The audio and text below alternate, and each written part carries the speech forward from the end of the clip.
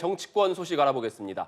총선이 150여일 앞으로 다가온 가운데 여야 모두 총선 기획단을 꾸리고 본격적인 총선 준비 체제에 돌입했습니다. 네, 자세한 내용 취재기자 연결해서 알아보겠습니다. 신현정 기자 전해주시죠.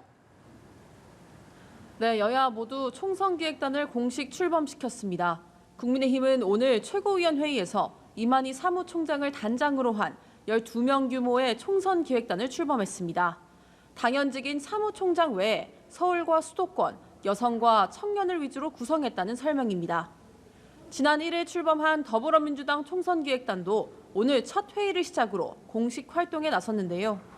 민주당은 향후 민생정당, 미래를 준비하는 정당, 그리고 끊임없이 혁신하는 정당이라는 컨셉으로 총선에 임하겠다고 밝혔습니다.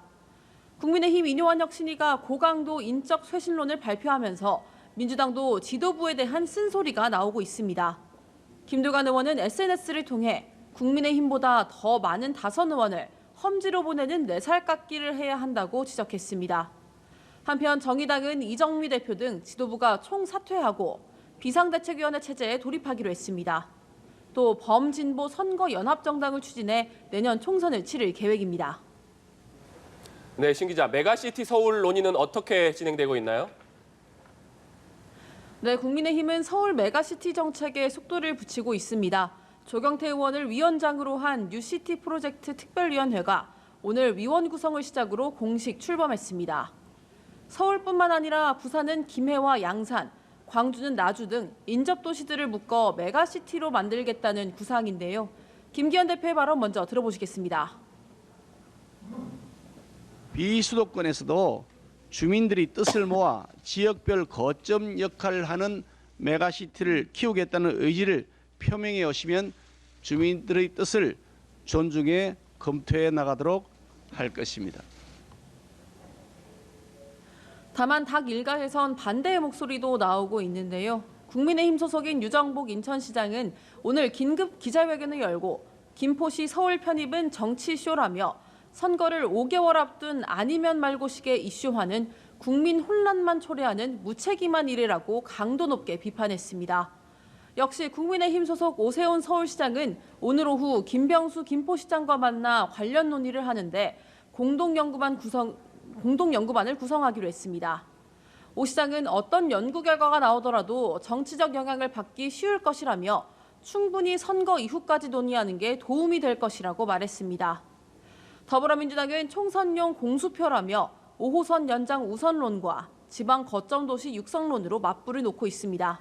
이재명 대표의 발언 들어보시겠습니다.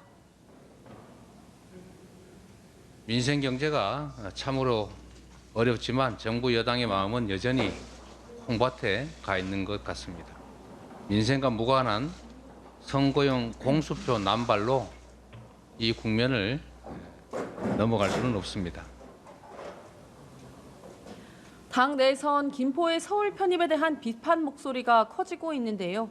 박영진 의원은 YTN 라디오에서 김포의 교통 문제 등은 국가 예산으로 진행해야 할 문제라며 여권에 대해 무슨 부동산 떴다방 만드는 것처럼 정책을 추진하느냐고 비판했습니다. 네, 국민의힘 인요한 혁신위원회 행보에 연일 관심이 쏠리고 있는데요. 2호 혁신안에 따른 파장이 여전하다고요? 네, 그렇습니다. 국민의힘 혁신위원회가 희생을 기치로 내건 2호 혁신안에 따른 파장이 여전합니다. 당 지도부와 중진 그리고 소위 윤핵관의 불출마 혹은 수도권 출마를 촉구하는 혁신안에 대해 당 지도부는 아직 명확한 답변을 내놓지 않고 있습니다. 인요한 위원장은 오늘 채널A에 출연해 대통령과 가까운 분들에게 결단을 내려달라고 어제 저녁에도 전화했다며 압박을 이어갔습니다. 지난 주말 이준석 전 대표가 환자가 서울에 있다고 한 발언에 대해선 서울에는 환자가 없고 부산에 환자가 있다고 맞받아쳤습니다. 한편 인요한 혁신위가 내놓을 다음 혁신안에 대해서도 관심이 쏠리고 있는데요. 인 위원장은 비례대표 나이를 30대에서 40대로 낮춰 청년들을 정치에 뛰어들게 하겠다고 주장했습니다. 지금까지 국회에서 전해드렸습니다.